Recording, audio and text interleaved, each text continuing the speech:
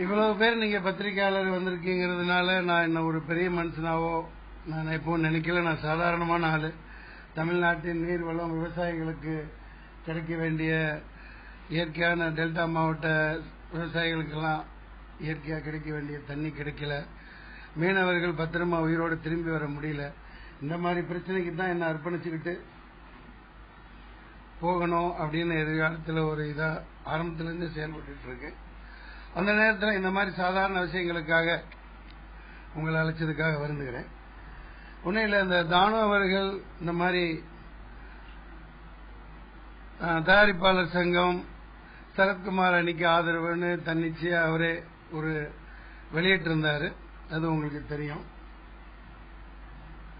அவர் election நடந்தப்பவே தயாரிப்பாளர் சங்க election நடக்கையில ராவுத்தரை போய் நிக்க இருந்தவரை காலில் விழுந்து எலெக்ஷன்ல நிக்காதீங்க அப்படின்னு தலைவர் பதவிக்கு நிக்காதீங்கன்னு கெஞ்சி அவரை விலக வச்சு பாவம் சாப்பிடுச்சிட்டார். அவ்வளவு பெரிய மனுஷன், எவ்வளவு பெரிய செல்பிஷ் ஆளுன்னு உங்களுக்கு தெரியும். ஒரு சேட்டலைட் 500க்கும் மேற்பட்ட படங்கள் விற்க முடியாம இருக்கு. என்னோட படம் 126 நாள் ஓடின படம். கிருஷ்ணவேணி தியேட்டர்ல டிசிஆர் பாருங்க, 300 ஆடியன்ஸுக்கு குறையில்லாம பார்க்கப்பட்ட படம். அது சேட்டலைட் ரைட்ஸ் வித்து கொடுக்க இவரால முடியல. என்னது மட்டும் இல்ல, 500க்கும் மேற்பட்ட படங்கள். இன்னைக்கு ரௌத்ரமாதேவி என்னமோ அப்புறம் என்ன தேவி, கோப்பெருந்தேவி, இப்படி பல டப்பிங் படங்கள் 500 தியேட்டர் ஆக்கிரமிச்சுக்கிறாங்க. டப்பிங் படங்கள், ஸ்ட்ரைட் படங்களுக்கு தியேட்டர் எடுத்து கொடுக்க இவரால முடியல. என் படத்துக்கு நான் போராட வேண்டியதா இருக்கு. இது எவ்வளவு பெரிய தலைக்குனிவு. இதே மாதிரி வேற ஸ்டேட்ல நம்ம படம் 500 தியேட்டர்ல ரிலீஸ் பண்ணிட முடியுமா? இல்ல, உங்களுக்கு இது ஒரு சவாலா கேட்கிறேன். இது என்ன மனுஷன், சங்கத்தை வழிநடத்த தெரியல. இவர் என்ன யோக்கி, இதுவரைக்கும் அலிகேஷனா தெரியலாம், பட் உண்மையை சொல்லித்தான் ஆகணும். ஊழல் கூட தான் சேரும். இந்த 8 மாசத்துல தயாரிப்பாளர் சங்கத்துல எனக்கு தெரிஞ்ச வரைக்கும் 1.5 கோடி ரூபாய் செலவு பண்ணிருக்காங்க மீட்டிங், அது இதுன்னு. அது எதுக்கு?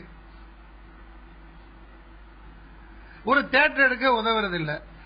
வீடு தாரேன் இடம் தாரேன்னு அந்த இதை அப்படியே தான் இருந்துகிட்டு இருக்குது. அவரோட இது பெரிய கால் ஷீட் வாங்கணும், ரஜினி சார் வச்சு பண்ணணும், பெரிய படங்கள் எடுக்கணும். இந்த சின்ன ப்ரொடியூசர்கள் மேக்சிமம் இண்டஸ்ட்ரிக்கு வாழ்வாதாரத்தை பெருக்கிக்கிட்டு இருக்க, எல்லா தொழிலாளிக்கு வேலை கொடுத்துட்டு இருக்கிறேன் சின்ன படம் எடுக்கிறவன் தான். 500 பேருக்கு மேல ஸ்மால் பட்ஜெட்ல எடுக்கிறவன் தான். அவன் இன்னமும் ரோட்ல தான் நின்றுட்டு இருக்கான். இவர் எப்படி ஒருதலை பட்சமாவது, எவ்வளவு கேவலம் பாருங்க. இப்போ நல்லது பண்ண வர்றவங்கள வரவிடாம பண்றதுதான் இவரோட இது. என்ன எவ்வளவு பெரிய அயோக்கியத்தனை இது. அம்மா முதல்வர் அவர்களை கூப்பிட்டாலும் நான் வரமாட்டேன்னு விசால் சொன்னதா உங்க எல்லாருக்குமே தெரியும். விசால் அப்படி பேசக்கூடிய ஒரு ஆளா, எவ்வளவு பணிவா, எவ்வளவு பணிவடக்கமா, நாவடக்கமா. நான் கூட அவ்வளவு பேச மாட்டேன். ஒரு அருமையா பயந்த சுபாவத்தோட தான் இதுவரைக்கும் விசால் பேசிட்டு வருது. முதலமைச்சர் அவர்கள் கூப்பிட்டாலும் வரமாட்டேன்னு எங்கேயாவது சொல்ல முடியுமா? அவர் சொல்லியிருப்பாரா? எப்படி ட்விஸ்ட் பண்ணி விட இருப்பாருங்க. இதுக்கு மேல நான் சொல்றதுக்கு இல்ல, நீங்க தான் கேட்கணும்.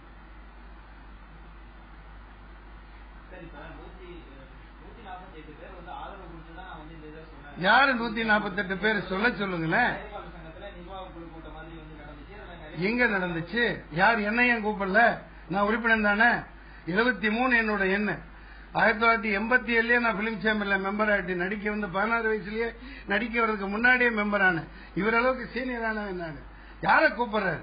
எந்த சின்ன ப்ரொடியூசரை கூப்பிடுறாரு? இவங்க யார் ஆதரவு தெரிவிக்கிறதுக்கு? உனக்கு எதுக்கு இந்த வேலை?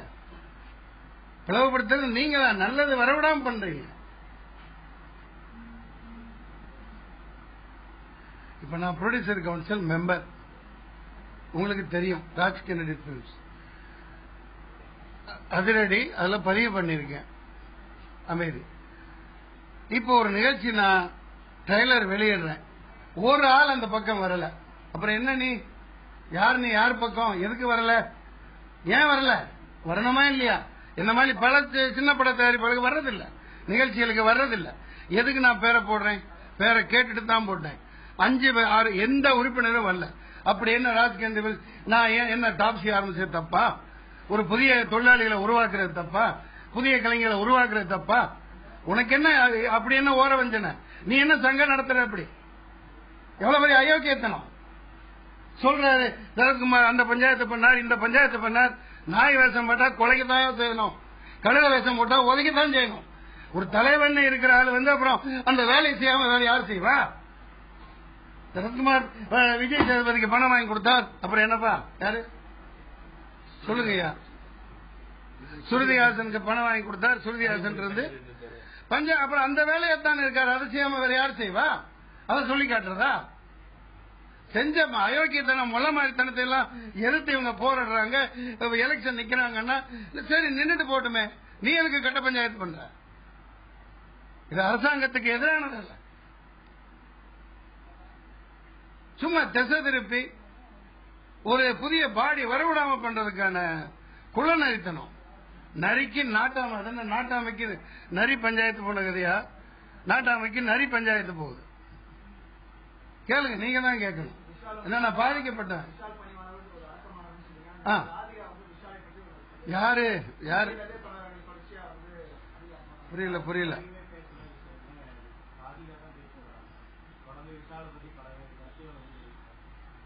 எனக்கு தெரிஞ்சது ஒரே ஒரு மேடம் தான் தமிழகத்தின், உலகத்திலேயே ஒரு மேடம் தான் தெரியும். முதலமைச்சர் டாக்டர் புரட்சி தலைவி அம்மா அவர்கள். மற்ற ராதிகா மேடம் என்ன சொன்னாங்க, மற்றவங்க எல்லாம் என்ன பொறுத்த வரைக்கும் modem. That's all I can comment. அதுக்கு மேல பேசுறதுக்கு ஒண்ணும் இல்ல. தனிப்பட்ட விரோதம்லாம் ஒன்றும் கிடையாது. நடிகர் சங்கம் ஒரு நல்ல நடக்குதுன்னா விசாலை தனிமைப்படுத்துறது, அந்த அவங்களெல்லாம் தனிமைப்படுத்துறது. கடைசி நேரத்தில் போய் ஏன் தொங்குறீங்க? ஏன் நீங்க எவ்வளவு இவர் என்ன யோக்கியமா சிகாமணியா? தானு கொண்டு போய் அரிசி புளி உப்பு வண்டிகள்ல வச்சுக்கிட்டு கொண்டு போய் ஒரு மாசம் ரேஷன் கொடுக்கிறார். கொடுத்துதான் ஓட்டு வாங்கினார். ஒரு மாசம் ரேஷன் எல்லா ப்ரொடியூசரையும் பிச்சைக்காரனாக்கி 2 கோல்டு காயின், அப்புறம் 5000 ரூபாய், சில பேருக்கு 10,000, சில பேருக்கு 2000 பணத்தை கொடுத்து ஓட்டு வாங்கி தான் நாங்க உட்கார்ந்துருக்கீங்க. அப்புறம் அந்த இனம் இனத்தோடு தானே சேரும். கேளுங்க ஏங்க, இதெல்லாம் என்னங்க? தமிழ்லாம் அந்த மாதிரிலாம் விவசாய கொடுக்கறவங்க எல்லாம் கிடையாது. அவங்க யாராவது இதுக்கெல்லாம் ஓட்டு போடுறதுக்கெல்லாம் பணம் கொடுங்கன்னு வாங்கக்கூடிய நிலையில் நாடக கலைஞர்கள் இருந்தாலும் அவர்களை தன்மானமானவர்களாக இந்த திரைப்படத்துறையில பங்கு கொடுத்து அவர்களுக்கு பணி கொடுக்கணுங்கிறது தான் எங்கள் நோக்கமே தவிர டாப்சியின் Tamil Nadu organise film creators incorporation of இந்தியாவின் நோக்கம் உண்டாது. நடிகர் சங்கத்தின் அமையவிருக்கிற புதிய பாடியான இந்த கார்த்திக், பொன்வண்ணன் இவங்க மட்டும் தெரியறாங்க. ஆனா அதுக்கு பின்னாடி நூற்றுக்கணக்கான கலைஞர்கள், ராஜேஷ், கருணாஸ் எல்லாமே இருக்காங்க. யாரும் அவங்க பணம் வாங்கிட்டு தான் வேலை செய்யணுங்கிற எண்ணம் உடையவங்க அல்ல. அவங்க ஒரு நாள் கால்ஷீட்லயே எல்லாரும் சேர்ந்தாங்கன்னா அங்க கட்டிடம் கட்ட முடியும். எதுக்கு இன்னொருத்தங்க சம்பாதிக்கத்தானே ஒரு ஹோட்டல் நடத்தினா சம்பாதிக்கத்தானே ஹோட்டல் நடத்துவாங்க. அதையே வெளியில கொடுக்குறீங்க, நம்மளே கட்டிக்கலான்னு. அவ்வளவுதான். கேட்கலாம். ஒரு நிமிஷம் நாய்ஸ் வருதா? பேன் ஆப்பன், அந்த பேன் ஆப்பன், டெக்கன் ஆப்பன், துக்ளக் வாங்க. அப்படியா நீ என்னடா ஹீரோ வர போற எப்படி நின்றுட்டு இருக்கிற? வாடா எடுப்போம். சரி பா, இப்படி இப்படி இருந்து உட்கார். இப்படி உட்காரலாமே, சேர் போடுப்போம். அப்படியா நின்னுக்கும். ஆமா தப்பில்லை. ஏதாவது கேளுங்க. நான் தப்பில்லை. நான் என்ன நாக்க பிடிங்கிட்டு சாப்பிட்ற மாதிரி கேள்வி கேளுங்க, தப்பில்லை. இப்ப என்ன சிக்க வைக்கிறதுக்காக கமிஷனர் ஆபீஸ்ல அன்னைக்கு சொன்னேன், ஒரு லேண்ட் மேட்டரா ஒரு வயோதிகரை கம்ப்ளைண்ட் கொடுக்க வைக்கிறாங்க.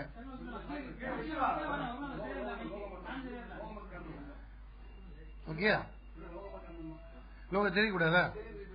ஏன் இப்படி பண்றீங்க? தெரியட்டுமே. என்ன சிக்க வைக்கிறதுக்காக ஒரு லேண்ட் கிராபிங்ல ஏற்கனவே 4 வருஷம் முன்னாடி இங்க உளவுத்துறை வந்திருப்பாங்கன்னு எனக்கு தெரியும். நான் தப்பு பண்ணா நான் தண்டனை அனுபவிக்க தயார். 4 வருஷம் ஆச்சு ஒரு கம்ப்ளைண்ட் பண்ணிருந்தாங்க, என் மேல இருந்தது. 4 நாள்ல வந்தேன். உண்மை இருக்க போதுதான். இன்னும் போலீஸ் எஃப்ஐஆர் பண்ணாமே இருக்கு, போடாம இருக்கு. ஏன்னா என் பக்கம் உண்மை இருக்கிறதுனால. அதனால தனியா போராடி, நான் இது வரைக்கும் தனியா தான் போராடிட்டு இருக்கேன். எந்த அமைப்புக்கும் போய் கைகட்டி நிக்கல. அதை பயன்படுத்தி இப்ப தினத்தந்தியில ஒரு உண்மையா சொல்றேன் ஓப்பனா. இந்த இடத்துல இன்னொன்னே சொல்ல விரும்புறேன் ஓப்பனா. அமைதி ஒரு நிமிஷம் பிளீஸ். நான் தானே பேசுறேன். இப்போ தினத்தந்தி என் படம் விளம்பரம் கொடுக்கிறேன். ஏன்னா 16 வெளியீடு உங்களுக்கு தெரியும். அதுல இந்த நிகழ்ச்சி எதுவும் வரவிடாம சரத்குமார் பல பத்திரிகைகளை தடுத்திருக்காரு. அந்த வட்டத்துக்குள்ள போகல. இப்ப இந்த அதாவது சின்ன சின்ன விஷயங்கள் எல்லாம் இந்த தயாரிப்பாளர் கவுன்சில் தானுவால பண்ண முடியலங்கிற அதுக்கு சொல்றேன். இப்ப நீங்க ஊர்ல இருக்கீங்க தெரியல, சிட்டில எல்லாம் கலர் விளம்பரமா வருது. இந்த இடத்துல நான் ஒருத்தன், தயவு செஞ்சு என்ன டிஸ்டர்பன்ஸ் அங்க கொஞ்சம் என்ன பேச விடுங்க, எனக்கு மைண்ட் டைவர்ட் ஆகும் பிளீஸ். தினத்தந்தி மிகப்பெரிய பாரம்பரியமானது. ராமச்சந்திர ஆதித்தனாருக்காக ஒரு தாளிகை எதிராக சொல்லையில தமிழன்னா தமிழ தந்தைங்கிறத இழிவா சொன்னதுக்கு நான் குரூப் டான்சரா இருக்கையிலேயே கை கோத்து மனித சங்கிலி நான் நின்ன மவுண்ட் ரோட்ல. அப்படிப்பட்டவங்க நிச்சயமா நான் ராமச்சந்திர ஆதித்தன் அவர்களுக்கு இரு கரம் கூப்பி நான் ஒரு வேண்டுகோளை விடுக்கிறேன். கண்டிப்பா நாளையிலிருந்து செய்வாங்க நான் நம்புறேன். விளம்பரம் நாமக்கல்ல கருப்பு வெள்ளையா வருது, மத்த 2 பேப்பர் தான் கலர்ல வருது. அது ஒரு 2 வண்ணம் சேர்க்கறதுனால என்ன குறைஞ்சு போக போகுது? அதை கேட்கறதுக்கு நாளுக்கு நாடு இல்ல. அப்புறம் என்ன வெங்காயத்துக்கு தலைவனா இருக்கான்? இதை கேட்க வேணாம். குறைஞ்ச ஊதியத்துலதான் குறைஞ்ச பேமெண்ட்ல தான் தினத்தந்தி உதவுது சினிமாவுக்காக. ஆனா எங்களை பொறுத்த வரைக்கும், தமிழ்நாட்டை பொறுத்த வரைக்கும், மத்தவங்க நீங்க கோச்சுக்கலாம், தப்பில்ல. சினிமானா தினத்தந்தி, தினத்தந்தினா சினிமா. அதனால மத்த திருநெல்வேலியில பார்த்தா கருப்பு வெள்ளையில வருது விளம்பரம். கேவலமா இருக்கு, பார்க்க முடியல. இங்க அங்கங்க இந்த மாதிரி பண்றாங்க. அது அவங்களுக்கு தெரியுமோ தெரியாதோ. இதை எவ்வளவு தடவை சொல்லிட்டேன். நான் என்ன பண்றோம், அவன் அப்படித்தான் பண்ணுவான், இதை இப்படித்தான் சொல்ற. ஒரு தியேட்டர் எடுத்துக்கூடிய அது நான் பேட்டா கொடுக்க மாட்டான். அப்புறம் என்ன வெங்காயத்துக்கு உட்கார்ந்து இருக்கீங்க? கேரளாவில் போய் இப்ப 500 தியேட்டர் நீ ரிலீஸ் பண்ண முடியுமா? படத்தை இங்க கோப்பர் ரிலீஸ் பண்ற, அப்புறம் ஸ்டேட் படம் என்ன வெங்காயத்துக்கு எடுக்கிறது? நீ என்ன மயிருக்கு தலைவனா இருக்க?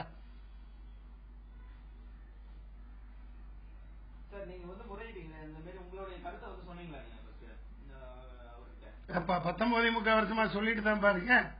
போன படத்துக்கும் சொன்னேன், அதுக்கு முன்னாடி படத்துக்கும் சொன்னேன், இப்பவும் சொன்னேன். அதனால கோரிக்கை, அதாவது இப்ப நான் மாதிரி 10 பேர் நேரா போய் கேட்டாவே ஐயா இப்படி இப்படிங்கன்னா உடனே கேட்டுக்குவாங்க. சொல்லக்கூடிய அருகதை அவங்களுக்கு இல்ல. அவங்க நோக்கம் சம்பாதிக்கணும், அவன் படம் ரிலீஸ் ஆகணும், கோடி கோடியா சம்பாதிக்கணும். அதுதான் டாப்ல வர்ற பதவியில் இருக்கிறவங்களுக்கு நோக்கம். அதுதான்.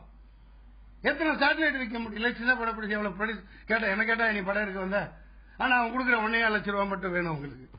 டாப்ஸி இனிமேல் நான் தயாரிப்பாளர்கள் உருவாக்க போறேன். அதையும் இதை ஓபன் சேலஞ்சா பண்றேன். உங்களால தடுக்க முடிஞ்சா தடுத்துக்கங்க. வேற 15,000 ரூபாய் நான் மெம்பர் ஆக்குவேன். எப்ப பிலிம் ஃபெடரேஷன் அப்படின்ட்டு எழுதி போட்டு 3 மாசத்துல நான் அப்ரூவல் வாங்குவேன். உங்க முன்னாடி நான் சேலஞ்ச் பண்ணி சொல்றேன். அதை தடுக்க முயற்சிப்பாங்க, அதை நான் ஓவர் கம் பண்ணிடுவேன். நடத்திட்டு போற ஆள் ஒழுங்கா எல்லாத்துக்கும் சமமா இருக்கணுமா இல்லையா? நீ எப்படி தயாரிப்பாளர் சங்கம் இவருக்கு ஆதரவுன்னு சொல்லலாம்? உனக்கு என்ன அருகதை இருக்கு? ஓட்டு வாங்கி, கள்ள ஓட்டு வாங்கி பல தகுதித்தம் பண்ணி கோல்டு காயின் கொடுத்து 5,000 10,000 கொடுத்தானே ஜெயிச்ச. உலகத்துக்கே தெரியுமே.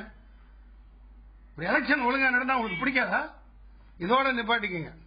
பானுக்கு சொல்லிக்கிறேன்.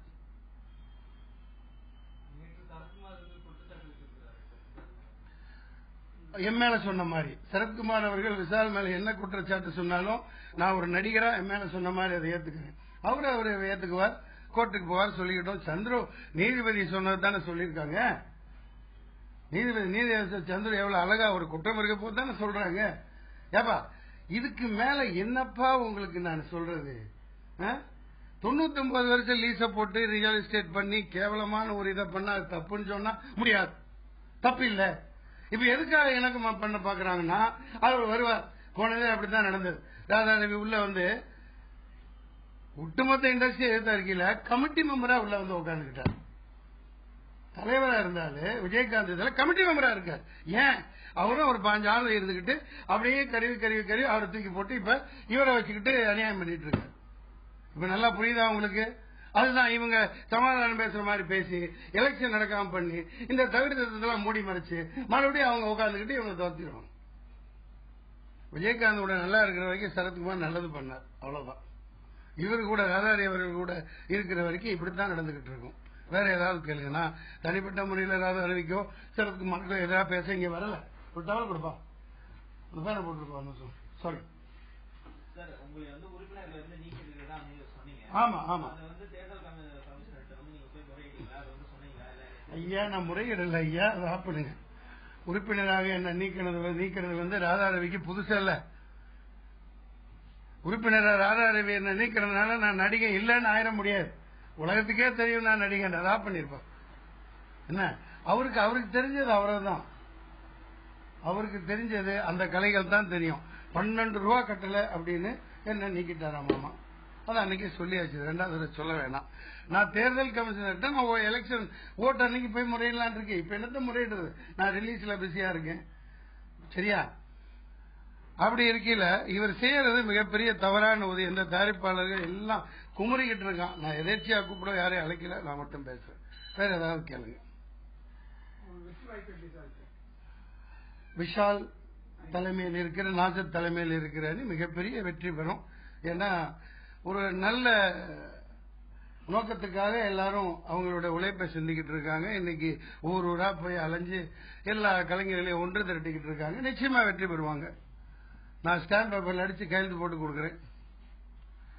அதுக்காக இவங்க என்னமோ அரசுக்கு ஆதரவா இருக்கிற மாதிரியும் இவங்க எதிராக இருக்கிற மாதிரியும் சித்தரிக்காதீங்க.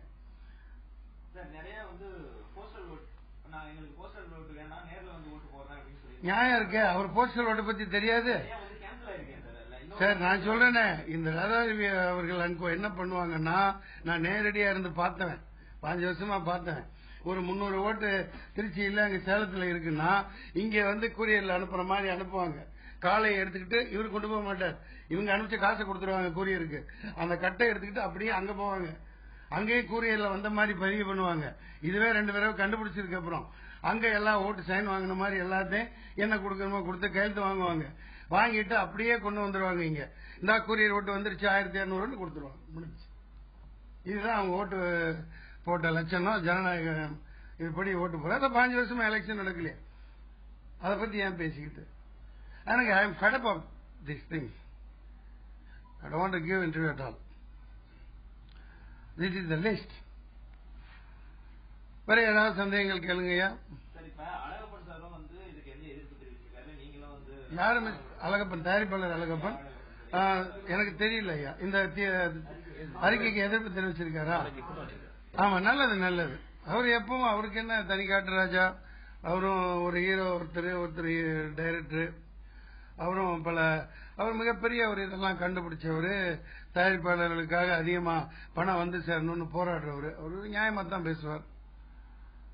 அவர் ஒருத்தரே கேள்வி கேட்கிறாரு, யாருமே கேட்க மாட்டேங்கிறீங்க. ஏங்க எல்லாத்துக்குமே நீங்க ரஜினிகாந்த் கமலஹாசன் ஏங்க கூப்பிடுறீங்க? அவங்கவுங்க இடத்துல அவங்க இருக்காங்க. இப்ப அவங்கள்ட்ட திருப்பி போய் கேளுங்களேன் எனக்காக ப்ளீஸ். சார் ரஜினிகாந்த் சார், நீங்க வருஷம் 12 ரூபாய் கட்டுறீங்களா? கேளுங்க. சார் கமலஹாசன் சார், நீங்க வருஷம் 12 ரூபாய் கட்டுறீங்களா? அந்த 12 ரூபாய் பிச்சைக்காரன் போட்டாலும் அது இந்த திருநங்கைகளுக்கு போட்டா செருப்பால் அடிச்சிருவாங்க. என்ன பார்த்தா 100 ரூபாயாவது போடாட்டி நமக்கு அசிங்கமா இருக்கு. சொல்றேன், நான் 12 ரூபாய் கட்டலன்னு ராதாரவி என்ன தூக்கிட்டார். இதெல்லாம் அவங்க வந்து கேட்க முடியுமா? இல்ல அந்த மாதிரி பயலாவில வச்சு வச்சு வச்சு ஏமாத்தி ஏமாத்தி ஏமாத்தி இவங்களுக்கு வேற பொழப்பே இல்லப்பா. சம்பாதிச்சு பொழைக்க வேண்டியதுதானே. அதான் வேட்டி விளம்பரம், சட்டி விளம்பரம், நண்டு விளம்பரம், பிரியாணி விளம்பரம், கோழிக்கறி விளம்பரம், மாட்டுக்கறி விளம்பரம், பன்னிக்கறி விளம்பரம். நடிகனாவே இப்ப வந்து இந்த சாரி கேவலங்க கல்யாணத்து வளர்ச்சியே. நான் யாரா இருந்தாலும் சரி பேப்பர்லாம் கிடையாது. நடிகன் நான் டாப்பா நடிகனா இருந்துட்டு போ. விளம்பரம் வர வேண்டியதான், பண்ண வேண்டியதான். டிவியை திறந்தா போதும். ஒரு சமூக நலம் பொதுநலம் இருக்கணும், அதை நீ பண்ணுங்க, வேணான்னு சொல்லல. காசு கொடுத்தா இந்த விளம்பரத்துக்கு வருவீங்கன்னா அது அப்புறம் நம்ம எவ்வளவு பேர் வாங்கி அப்புறம் அர்த்தமே இல்லையே. என்ன பொறுத்த வரைக்கும் அப்படி சொல்றீங்க. ஒரு மோடம், ஒரு தலைவரா இருக்கவங்க, பெரிய படங்கள் நடிச்சவங்க எல்லாம் இந்த மாதிரி மசாலா விளம்பரம் போற போக்க பார்த்தா நம்ம நீரோத்து விளம்பரத்துக்கு வருவாங்க. போடட்டும், இதை வச்சு ஒரு கேஸ் போடுறது போட்டுக்கப்பா போப்பா. ஏதோ ஒண்ணு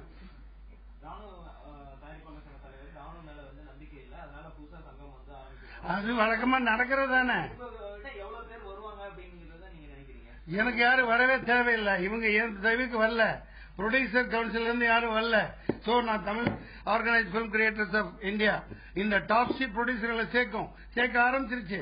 இருந்தாலும் நான் உறுப்பினர், என்னோட உரிமையை விட்டு கொடுக்க முடியாது. நான் பிலிம் சேம்பர்ல உறுப்பினர், ப்ரொடியூசர் கவுன்சில்ல உறுப்பினர், அதை நான் விட்டு கொடுக்க முடியாது.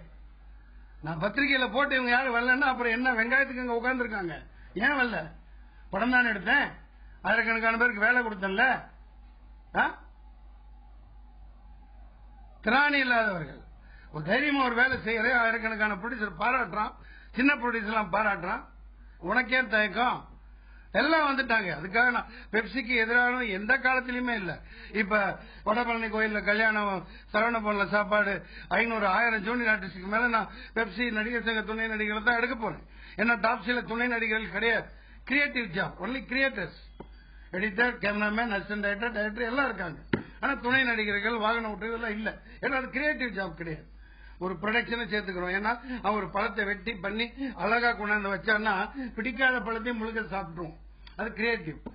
அதனால நான் நடிகர்களை சேர்க்கத்தான் போறேன், அவங்கள வச்சு நான் படம் எடுக்கத்தான் போறேன். எனக்கு இந்த பேதம் எல்லாம் கிடையாது. இப்ப என்னோட நான் நடிக்க வந்தேன், மக்கள் மனசுல இருக்கேன், எனக்குரிய பங்கை நான் ஆற்றுவேன்.